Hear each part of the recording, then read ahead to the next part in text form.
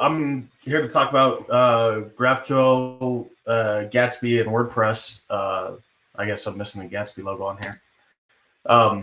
So who am I first? I'm a software engineer at Gatsby. I'm in Denver, Colorado. Lived there my whole life in the United States. WordPress developer for over a decade now. I'm a huge fan of WordPress and open source in general. And I'm the creator and maintainer of WPGraphQL, which is open source plugin that brings GraphQL to WordPress. Got to show some pictures of my family just so you trust me and believe I'm a nice guy. No, I'm just kidding. So what we'll go over today, y'all submitted some questions, what you want to hear me talk about. So I'm going to answer those questions. So people want to hear about the WPGraphQL roadmap and what to expect for version 1.0. When is Gatsby source for WPGraphQL coming? People asked about caching options for WPGraphQL, how to handle images with WordPress and Gatsby, and then how to handle dynamic data with mutations from Gatsby. So a lot of stuff we want to cover. All right, so let's get started. So WPGraphQL roadmap and version 1.0. Before we look too far to the future, I want to kind of look back where we've been. So when WPGraphQL first started, the use case was not headless WordPress themes. So that's a current use case that a lot of people are using WPGraphQL for, but that wasn't the original use case. So I'll tell you a little story about why WPGraphQL exists, just to give some context around like what features had been priority up to this point. So I worked for a newspaper publisher. We had a lot of distributed WordPress installs. We had 54 WordPress installs for individual newspapers across the United States. We did a lot of content syndication, meaning that when an article was published on one newspaper, it might end up getting published on many different newspaper websites. So we were moving a lot of data around. We also had a lot of micro apps that could interact with any number of WordPress installs. Like we had React applications that, for example, you could, when I left the newspaper, for example, I was an admin on 54 sites. So we had a React app where you could search users across all 54 sites and do something like remove me as an admin, something that would take hours to do manually, logging into 54 sites. We could do in seconds because you could just search my name, change my role on 54 sites, and a mutation would run. So this is what classic WordPress looked like at the newspaper. We had WordPress on the admin, WordPress rendering a theme on the front end, right? Well, we also had native iOS and Android apps, which couldn't communicate with PHP, so we had to communicate some other way. We also sent content from WordPress to our print system, so our actual printed newspaper originated the content in WordPress. And then there was ways to edit content outside of the traditional WordPress interface, such as Calypso and the native WordPress apps. So we were using the REST API heavily for all of this stuff, but we were running into a lot of issues when we started to scale. When I first started working at the newspaper, we had one site on WordPress that actually it wasn't even launched when I joined. And by the time I left, we had 54 sites. So we were doing this across our network. And the more we used REST, the more frustrated we got. As we started scaling code bases, it turned out that implicit requests are difficult for long-term maintenance. And what I mean by that is when you look at a code base that's asking to hit a post endpoint, you don't know the intent of the developer when they wrote that code. So 6 months down the road, if you didn't write the code and you got to jump in and maintain someone else's code, you don't necessarily know what they were trying to do. All you see is they wanted something from a post. But if you're not an expert at knowing what the server was going to provide, it's hard to know. Because if the server deleted a field that breaks your application, like it's hard to track that stuff down. So constant over and under fetching as well. When we're syndicating data, syndicating a post is more than just a single post. It's the author, it's the terms, like the categories and tags, it's the images and the galleries and the media, all these things. So syndicating with REST meant we had to syndicate the post, then syndicate the author, then syndicate the images and syndicate the terms. So it ended up being this very insane spaghetti mess of callbacks, and it was very difficult to maintain. We were also sending a lot more and less data than we needed to, which caused the round trips. So we were doing so many requests. So tons of data was going over the wire, and it was very difficult code base to maintain. So I propose that we take WordPress and we wrap it with Apollo and GraphQL, so that we'd still have WordPress REST API, but then we could use GraphQL and the benefits of the GraphQL query language, so that we could mask some of these requests to make it look like it was one request, and then that would ease the developer experience, right? Because I could, in my code, instead of an implicit REST endpoint, I could have an explicit GraphQL query or mutation. And then anybody 6 months down the road, if there's a bug in the application, they can hop in, and when you read a GraphQL query, you see exactly what the intent was of who wrote the code. They're asking for very, very specific fields. Does it mean bugs will never occur? No, but it does mean you can understand what the original intent was. And that was a big deal for us when we had a lot of developers working on a code base. But problem with wrapping a REST API with GraphQL is if your REST API is horribly non-performant, your GraphQL API is also non-performant. So here's an example of that I love to show people. This is the live one of our live REST APIs at one of the newspapers I worked at. This is hosted on WordPress VIP, thousands of dollars a month. So I'm going to load this real quick, and you guys can, bear with me. Let's see. Yeah, so it's still running. I missed my network tools, but it's something like, it's going to be like 12 seconds. So that's an actual production server, thousands of dollars a month hosting WordPress VIP. I admit I didn't open my network tab in time, but it's something like 12 seconds. But if we compare that with doing the same thing, same server, then proposed same server, but using GraphQL to, what did I just hit? What just happened? Sorry, I hit something I didn't want to hit. Let me get back down.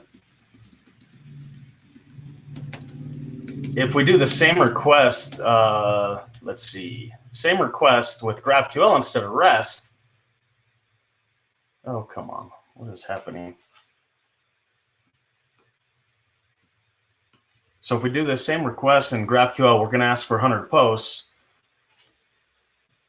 Oh, come on. I don't know how to use a computer, apparently. All right. So here we go. Okay, so there we go. 5.7 kilobytes of data, 17 milliseconds. If we look at the REST API one again, let me do this again. It's going to be cached, so it'll be faster this time.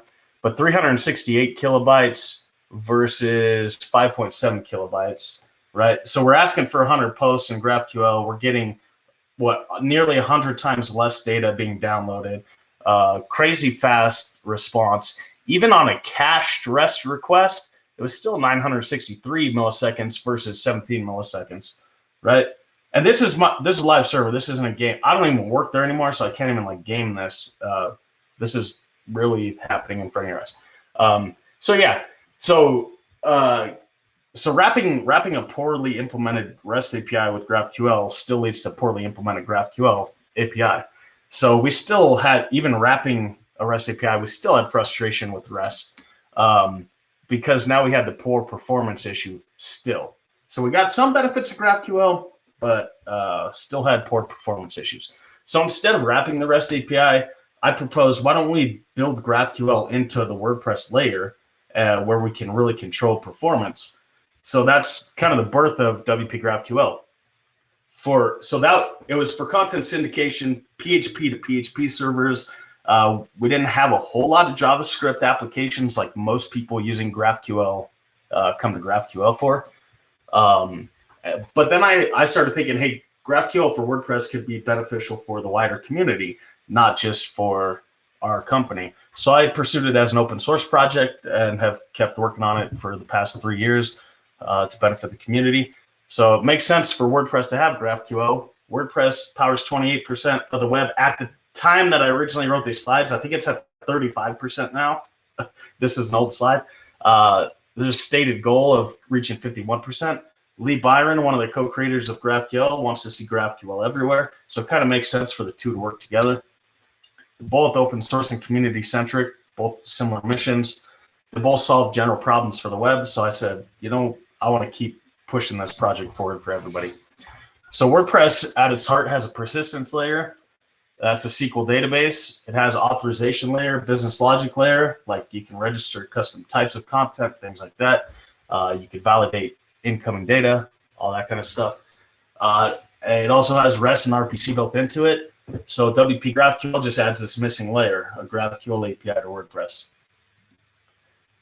So WPGraphQL is a free open source WordPress plugin that provides an extendable GraphQL schema and API for any WordPress site. So what this looks like to add the plugin to WordPress. Right now it's on GitHub.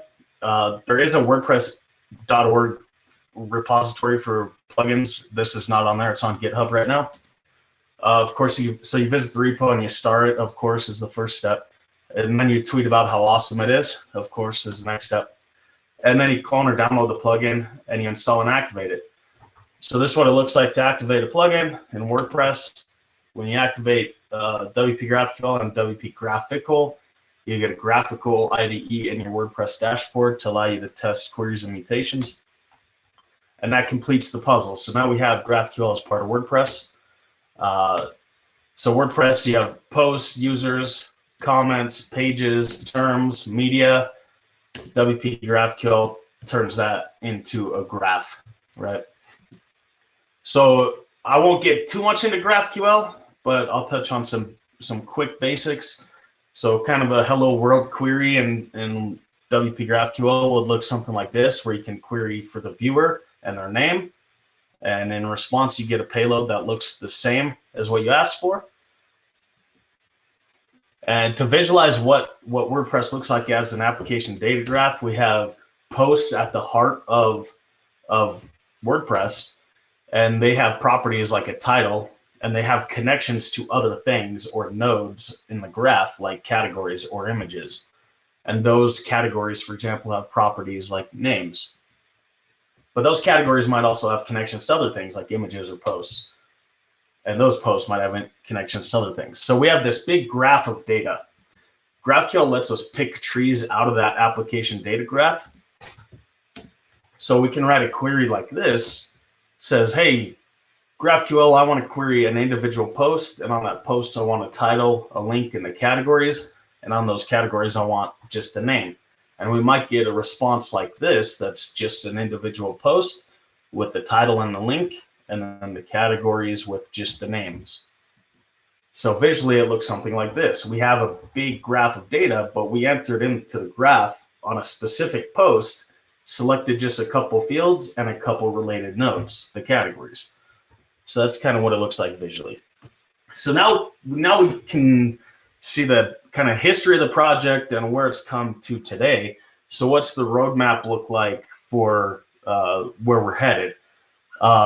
So these are some things we're working on. In June, I left the newspaper and began working at Gatsby. They brought me on board. They said, hey, we love WordPress. We want WordPress users to be able to use Gatsby, but we're having a lot of frustrations with the REST API, and we believe WPGraphQL overcomes a lot of those frustrations. So they brought me on to work on it. My priorities before were largely tied with the newspaper I worked for. So that's kind of the direction the plugin was headed, to support the newspaper that I worked at. Now it's kind of shifted to not supporting syndication needs, but supporting front end like theme needs. So the roadmap's shifted. My priorities have shifted. So anyway, the roadmap going forward, we have a project. I screenshotted it here. Let's see. I screenshotted and linked to it. This is the V1 project in GitHub. And basically the goal for it, we want to address any predictable breaking changes that need to happen, because once we hit 1.0, we unless we absolutely have to, we don't want to make any breaking changes. So right now we're trying to iterate and finesse the shape of the schema and things like that to do those breaking changes today. Obviously, there are a lot of users right now, so when we do make breaking changes, we have to spend a lot of time communicating those changes and how you can upgrade to continue using the plugin. So sometimes it takes time, but a lot of this stuff is pretty necessary. There's a lot of stuff I didn't know about GraphQL when I started this plugin that I do know today. So yeah, we're trying to iterate on some of those things. So one of those things is like nesting one-to-one connections. I won't get it too much into this, but like right now you can query like a post and then the featured image, and then directly on the featured image field, you can query fields of that featured image. We want to nest that one level deeper. So it would be post featured image node. So it gives you this edge space. What that allows, this edge space in GraphQL schema allows for contextual data about relationships between two things. Like, for example, if we're a social network and I'm a user and you're a user and we're friends, there's contextual data about our relationship, like the day we became friends. It's not a property of me as a user, and it's not a property of you as a user. So shaping your GraphQL schema to provide that space, that edge space, is very important for caching clients like Apollo, for example. So this is one thing we need to fix before we get to 1.0. It's going to be a major breaking change. It'll probably break almost everybody who's using the plugin. So I need to spend a lot of time communicating that properly and how you can upgrade properly. Things we're working on, I have a pull request in for this. Revisions, we're revamping how revisions are treated so that we can properly handle previews, both in Gatsby and also in other clients like Next.js or Vue and GridSum or whatever your client of choice may be. Currently, revisions in WPGraphQL are handled as their own type, and where we're headed, revisions are going to be the same type as the object that they're being revised from. Like if you think in real life, if you, let's say, paint your house, it's still a house, right? It's a different color maybe, but it's still a house. In the current WPGraphQL schema, revisions are separate types. So you have a post and a revision, or a page and a revision, and that doesn't make sense. So we're revamping that so that a revision of a post is still a post, a revision of a page is still a page. So this will enable preview support, so then you can see what your posts will look like in the future as a revision and what it looked like in the past as a revision, because it'll be the same type over time. So it'll be a page today, tomorrow, yesterday, regardless. So that's one big feature we're changing. And then better interface implementation for things Gatsby and most headless front ends of WordPress will need is a way to have smart defaults that they can query on any type of content. For example, like any WordPress theme, for example, out there in classic WordPress world, assumes that a post of any post type has a title and content. But that's not necessarily always the case in Gatsby or in WPGraphQL, because you can deregister support for certain fields. And so we're working on a way for interfaces to be shared across all post types so that headless CMSs can predictably ask for a consistent set of fields as kind of fallback theming needs. So that's a big feature we're working on. We're going to introduce a content connection that will allow you to query posts of any post type. Right now, you have connection entry points to query a list of posts and a list of pages and a list of custom post types, but there's not a good way to query a list of content of any post type. So that's a feature we're going to be implementing here shortly. And then when we get close to what we feel like is a 1.0 release candidate, Gatsby is going to pay for security audit. We've had a security audit, luckily, in February. Credit Karma uses the plugin, and they paid for a security audit. And we addressed all those issues back in February, so it's a pretty solid plugin already. But we're going to do another security audit when we get to the point where we think it's a 1.0 release candidate. So that's kind of the overview of the roadmap for WPGraphQL.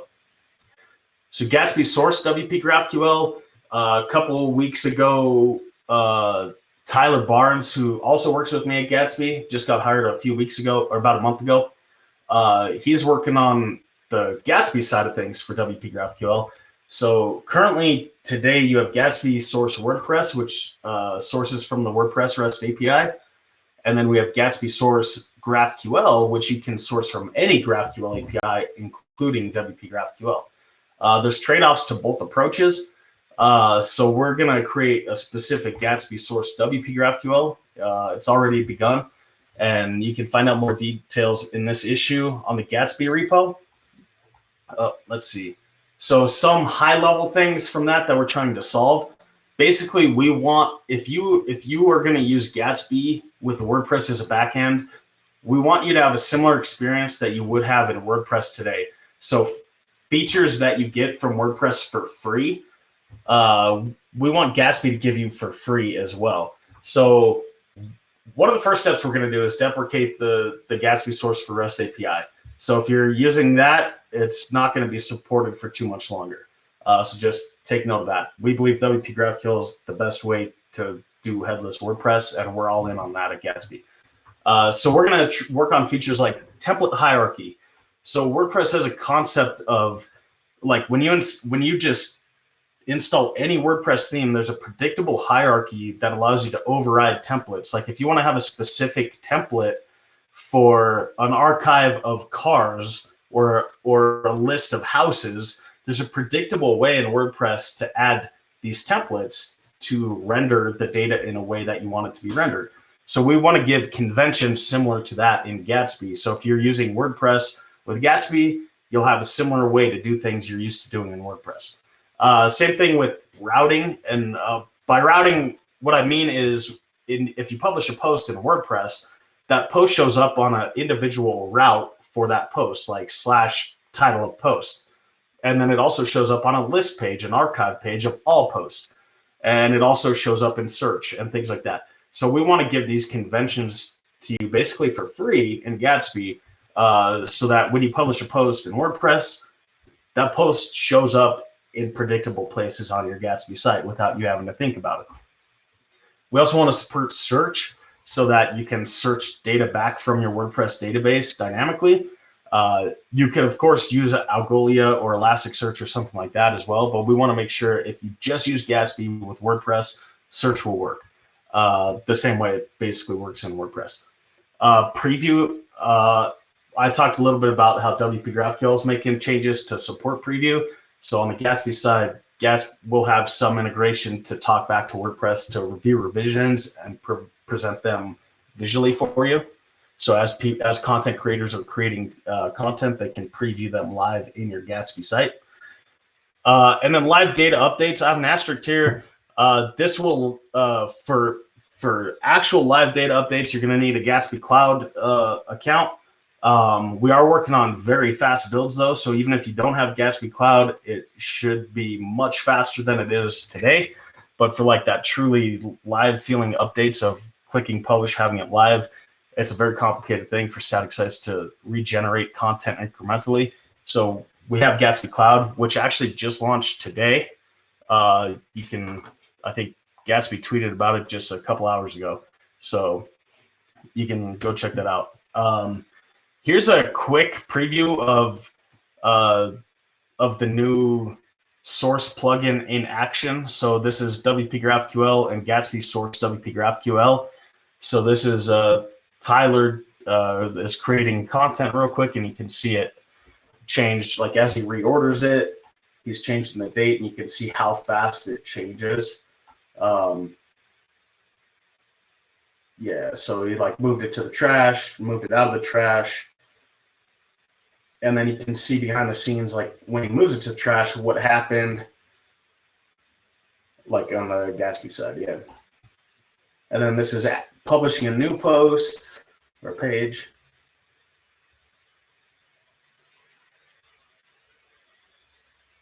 So it gets published, there's no image.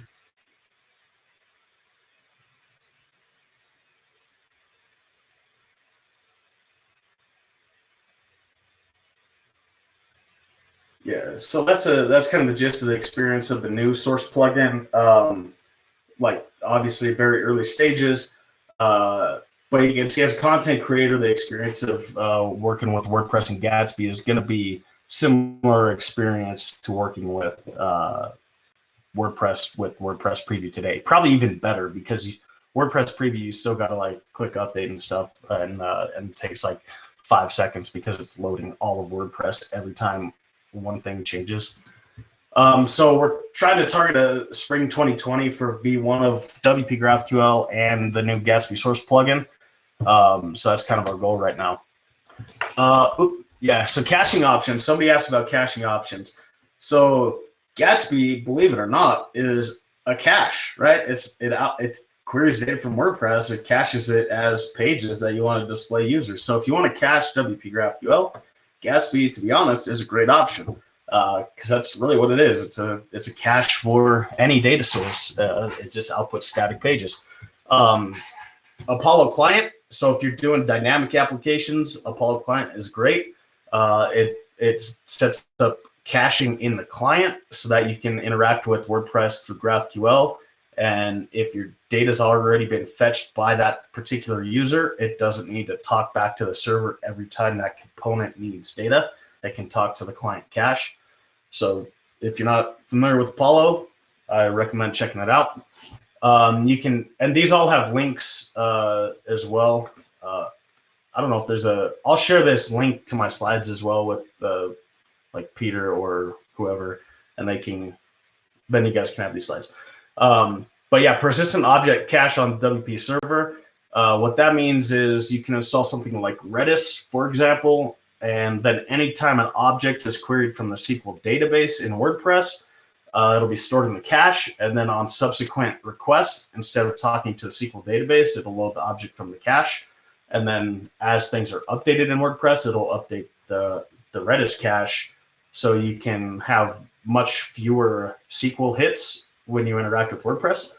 And then there are options for GraphQL, not just WP GraphQL, but like any GraphQL server.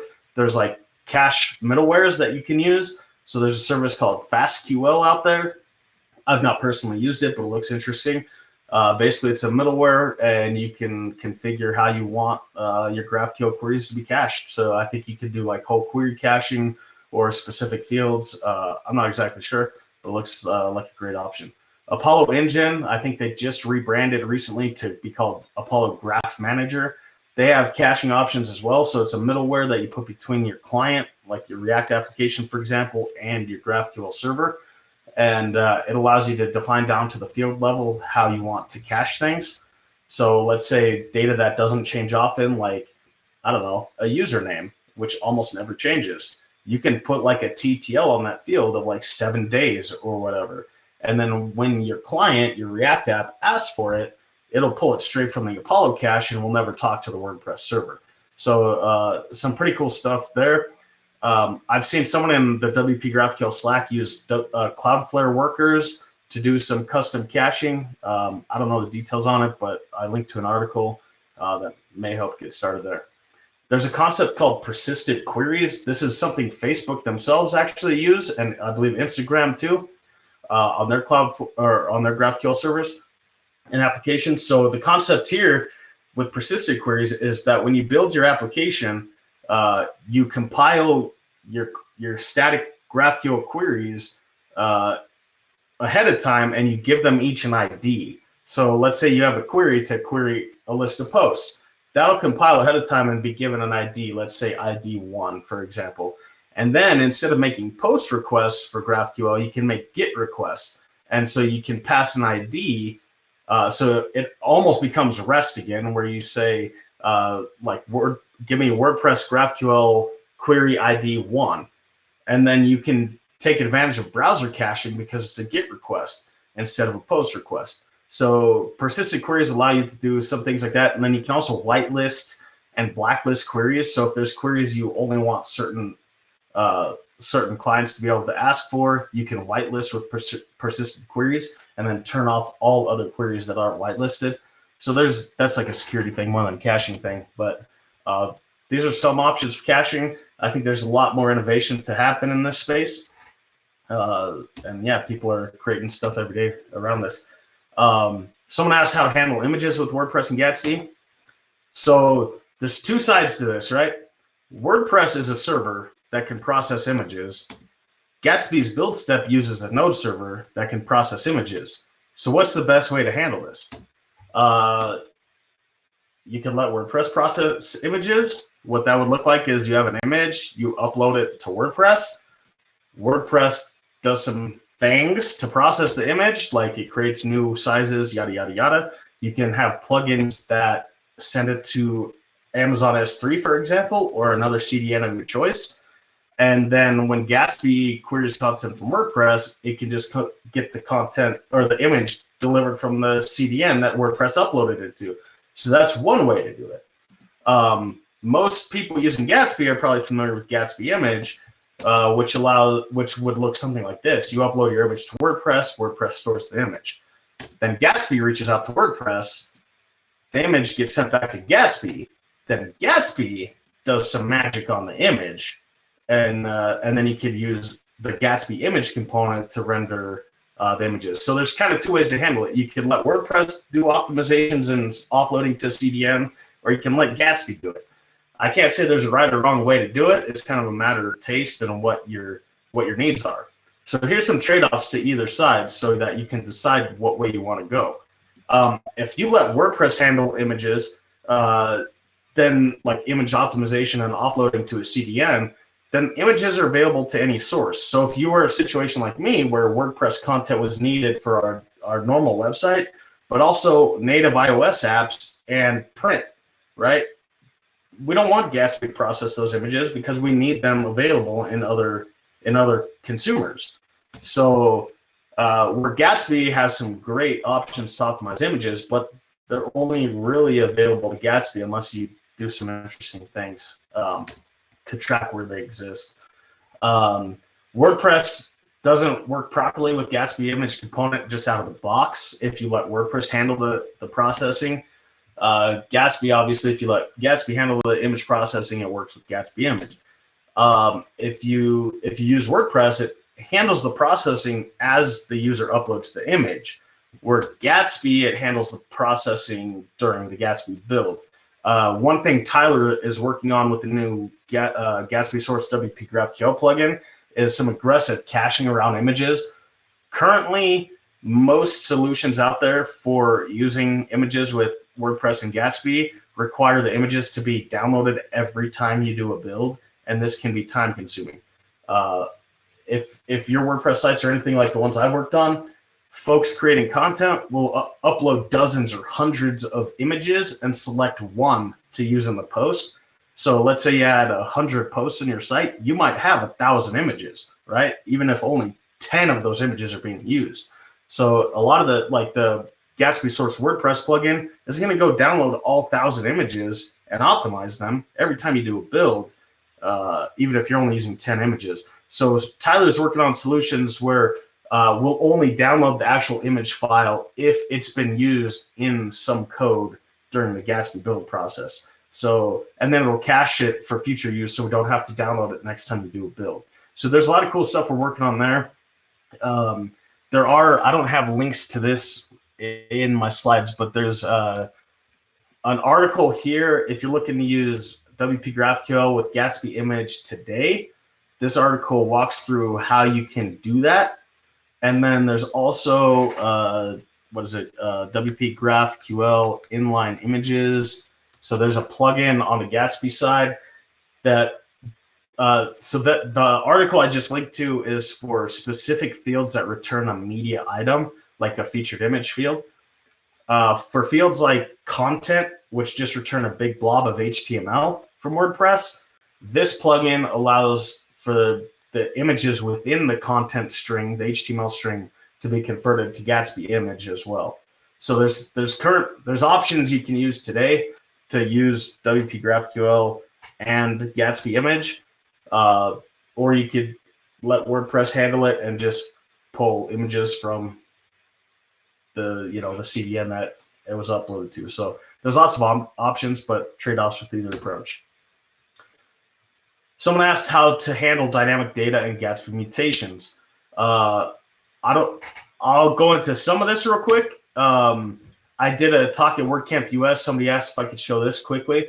I did a talk at WordCamp US last week or 2 weeks ago now. And this is an example of a Trello-like application I built using Gatsby on the front end. It has authentication to WordPress, and then you can create stuff. And as you can see, like as I'm adding tasks over here, you'll see on the WordPress side, WordPress is actually my data storage, right? So I can move stuff across lanes, and you can see the lanes are changing in WordPress as I move stuff on the Gatsby side. Yeah, so you can do really cool dynamic stuff with a Gatsby site or application. Like here, just showing authentication. This authenticates me to WordPress, and then I can start creating and moving stuff. So yes, I have a repo here, WPGraphQL Gatsby Kanban. It has both sides. It has the Gatsby app and a small WordPress plugin I created to support some of the shape of data needed here.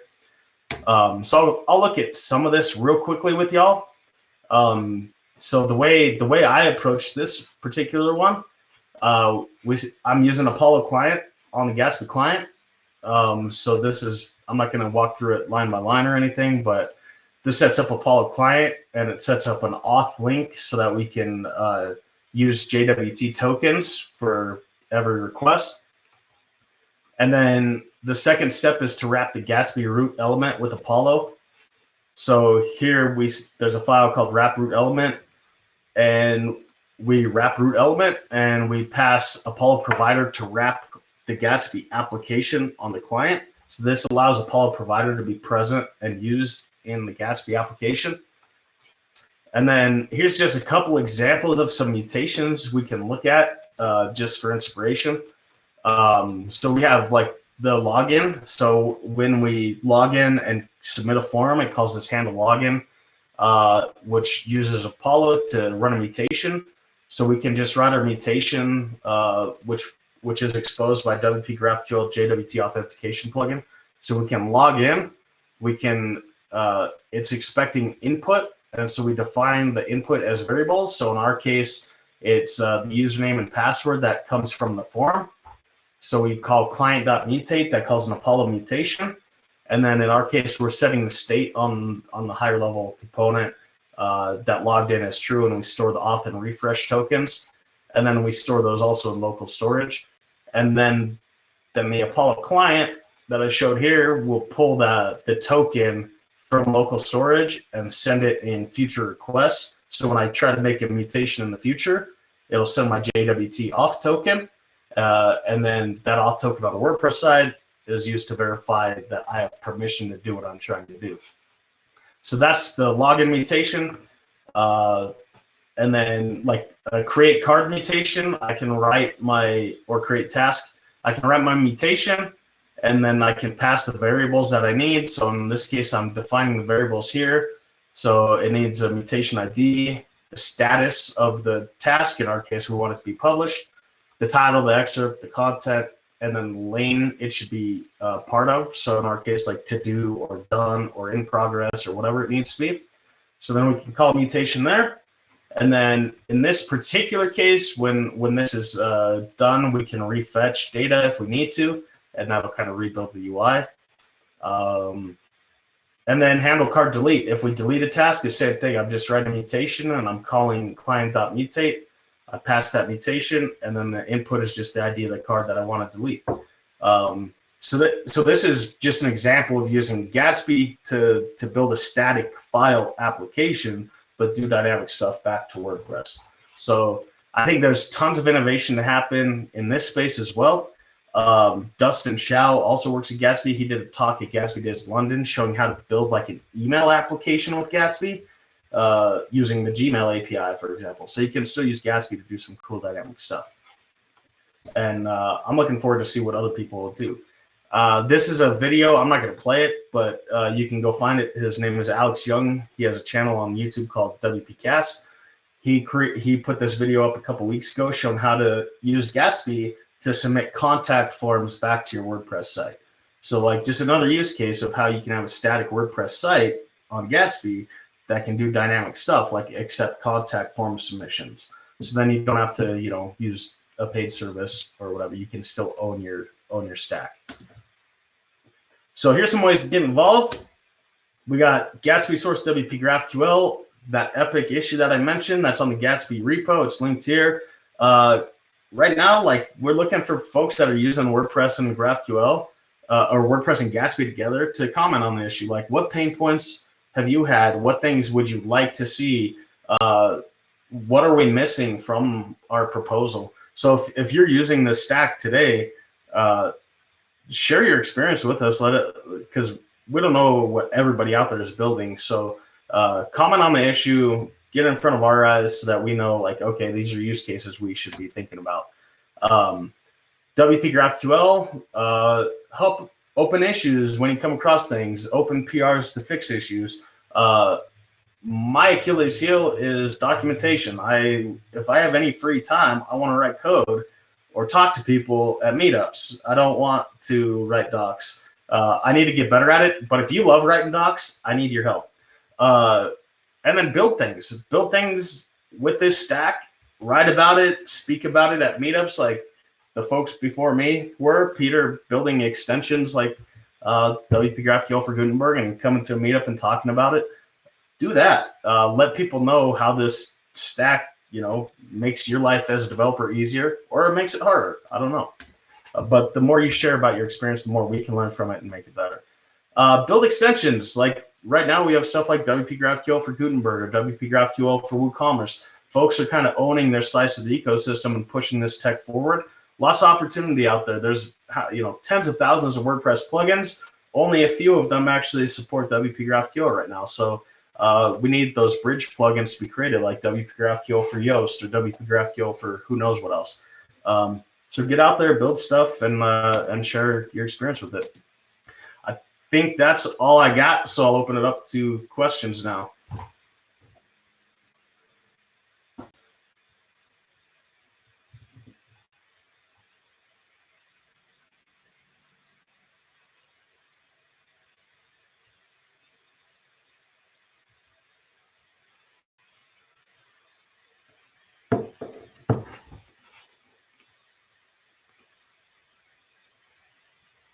Can you step closer to the mic, or someone closer to the mic repeat it?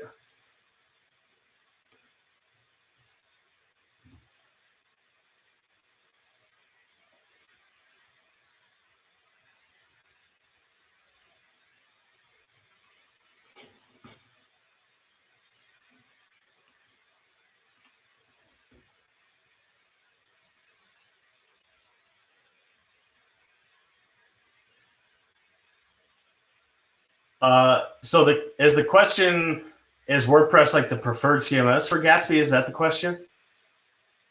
No, not necessarily. Gatsby wants to work with any data source. So if you have the need to use WordPress or you enjoy using WordPress, we want Gatsby to be a good option for you. We're not prescribing it as like the best CMS for WordPress. We want it to be a great experience. I love WordPress personally, and I want that experience to be great. If you're building a brand new site and you like WordPress, we want it to be a good experience. If you have an existing site that's on WordPress and has years of investment in WordPress, but you want to change the front end to use Gatsby, we want it to be a great experience.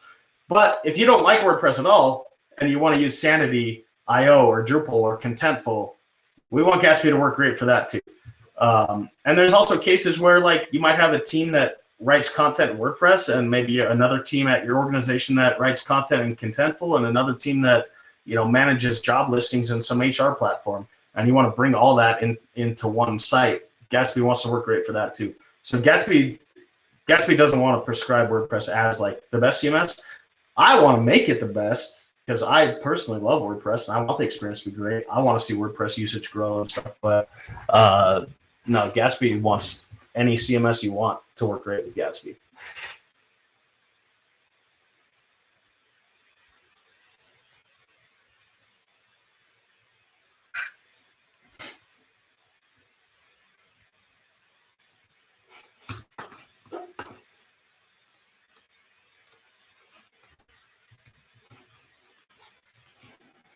Sweet. And I'll Slack you the link to the slides so you can share it with everybody.